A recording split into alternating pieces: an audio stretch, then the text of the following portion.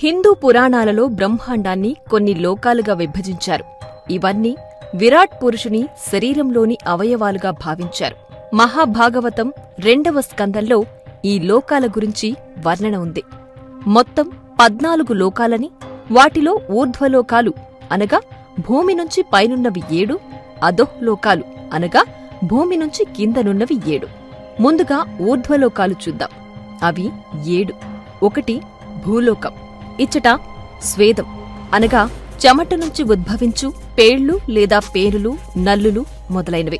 ఉద్భిజాలు అనగా గుడ్డు నుంచి ఉద్భవించు పక్షులు, అలాగే జరాయుజాలు స్త్రీ పశువుల గర్భం నుంచి ఉద్భవించు మానవులు, పశువులు. నీటిలో నివసించే జలచరాలు మొదలైనవి ఉంటాయి. 2వది భువర్లోకము. భూలోకము పైన ఉంటుంది.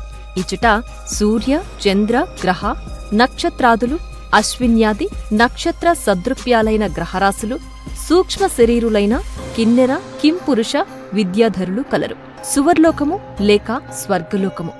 ఇది భువర్లోకము పైన ఉంటుంది. ఇక్కడ అధిష్టాన దేవతలు అగు ఇంద్రాదులు, దిక్పాలకులు, వర్షవాయువులు, ఐశ్వర్యాదులు కలరు. వీరితో పాటు సాధ్యులు, మహర్షులు, గంధర్వులు, అప్సరసులు కలరు. వీరు కామరూపులై భోగాలను అనుభవింతురు. వీరికి వృద్ధాప్యం, శరీర దుర్గంధాదులు ఉండవు. వీరిని క్షుత్పిసలు బాధింపవు. వీరు అయోనిజులు కావున మాతృగర్భవాసం వీరికి ఉండదు. మహర్లోకము. ఇది సువర్లోకము పైన ఉంటుంది. ఇక్కడ దేవతలు తపస్సు చేస్తుంటారు. ఎలా స్వర్గలోకంలోని దేవతలు దివ్య సుఖాలను అనుభవిస్తున్నారో అవన్నీ ఇక్కడ తపస్సు ద్వారా పరిపూర్ణంగా అనుభవిస్తుంటారు. జనోలోకము. ఇది మహర్లోకము పైన ఉంటుంది. దీనిని కొందరు సత్యలోకమని కూడా అంటారు. ఏ స్త్రీ భర్త మరణానంతరం సహగమనం చేస్తారో ఆమె పవిత్రశీల ప్రభావంతో ఆమె పతికి అన్య జన్మ ఉన్నప్పటికీ జన్మరాహిత్యం కలిగి సతీ పతులిరువురు ఈ జనలోకంలో సుఖశాంతులతో వర్ధిల్లురు. ఇక్కడ అయోనిజ దేవతలు కూడా తపమాచరిస్తుంటారు. తపోలోకము. ఇది జనోలోకము పైన ఉంటుంది. ఇది సనత్, సనక్, సనందన్ మరియు సనాతన్ అనే 4 కుమారుల నివాసం. వీళ్లు విష్ణుమూర్తి యొక్క మొదటి అవతారాలు. వీరు అమరత్వం కలిగి 5 సంవత్సరాల చిన్నపిల్లల రూపంలో ఉంటారు. వారు బ్రహ్మలోకానికి, మిగతా లోకాలకు సులభంగా వెళ్లివస్తారు. ఇక్కడ అయోనిజ దేవతలు కూడా నివసిస్తారు. పంచభూతాలు, పంచేంద్రియాలు వీరి అధీనంలో ఉంటాయి. కైలాసం, వైకుంఠం, మణిద్వీపం, స్కందలోకం ఇచ్చటనే కలవు.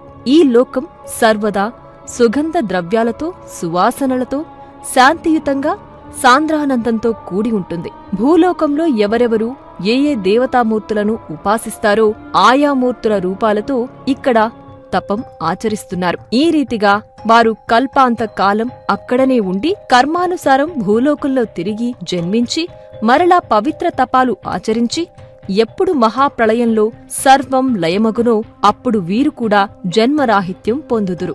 సత్యలోకం. ఇది తపోలోకము పైన ఉంటుంది. ఇక్కడ సృష్టికర్త అయిన హిరణ్య గర్భుడు బ్రహ్మ అను ఒక అధికారిక పురుషుడు ఆ పదవిని అనేకానేక కల్పాలనంతరం ఒక్కొక్కరు పొంది తమ ఆయువు తీరినంతనే బ్రహ్మంలో లయమవుతారు. ప్రస్తుత బ్రహ్మకు మొదటి అర్ధభాగం తీరినది. భావి బ్రహ్మ శ్రీ ఆంజనేయ స్వామి. ఈ లోకంలో కూడా అనేక ఉపాసనలు చేసినవారు, వేదాంత విచారకులు, భూలోకంలో ఆత్మజ్ఞానం పొందినవారు, అసంఖ్యాకులగు మహర్షులు వేదాంత విచారణలు కావిస్తుంటారు. ఇప్పుడు భూలోకానికి కింద ఉండే అధోః లోకాల గురించి తెలుసుకుందాం. అవి 7. ఇందులో మొదటిది అతలలోకం. ఇది భూలోకానికి క్రింద ఉంటుంది. మయుడి కుమారుడైన బలుడి వినోదస్థానం. వీరు సూక్ష్మ శరీరులు, భౌతిక సుఖలాలసులు కావున అధిక మద సంపన్నులుగా ఉంటారు. వితలలోకం. ఇది అతలలోకం క్రింద ఉంటుంది. ఇక్కడ హటకేశ్వరుడు అనగా శివుడు భవానీ అమ్మవారితో వినోదిస్తుంటాడు. హాటకి నదీ జలాలతో తయారైన సువర్ణంతో అసుర స్త్రీలు అలంకరించుకుంటూ ఉంటారు. సుతలలోకం. ఇది వితలలోకం క్రింద ఉంటుంది. సప్త చిరంజీవులలో ఒకరైన మహాపురుషుడు బలిచక్రవర్తి ఇక్కడే ఉన్నాడు. బలిచక్రవర్తి స్వర్గంలో ఉండే ఇంద్రుడు అనుభవించే భోగాల కన్నా ఎక్కువ భోగాలను అనుభవిస్తూ వైభవంగా పాలిస్తుంటాడు. తలాతలలోకం. ఇది సుతలలోకం క్రింద ఉంటుంది. ఇక్కడ యక్షులుంటారు. అలకానగర పరిపాలకుడు కుబేరుడు యక్షులకు రాజు. వీరు అన్ని లోకాలలో ఉన్న గుప్త నిధులను రక్షిస్తుంటారు.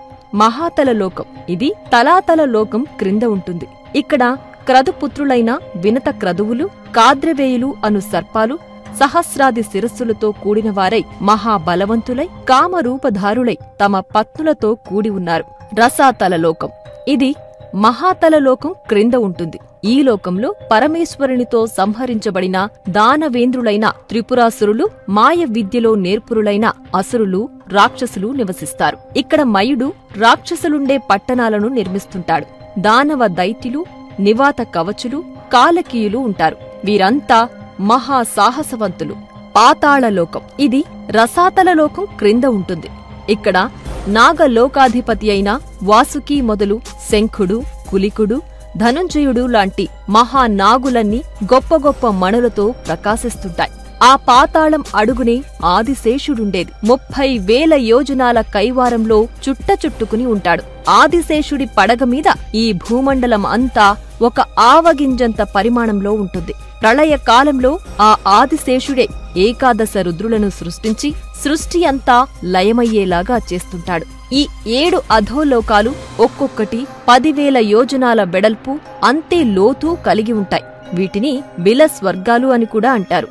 ఈ లోకాల్లో కూడా కామ, భోగ, ఐశ్వర్యాలు స్వర్గలోక వాసులకు లభించినట్లే ఇక్కడి వారికి లభిస్తుంటాయి. ఈ లోకాలన్నింటినీ మయుడు నిర్మించాడు.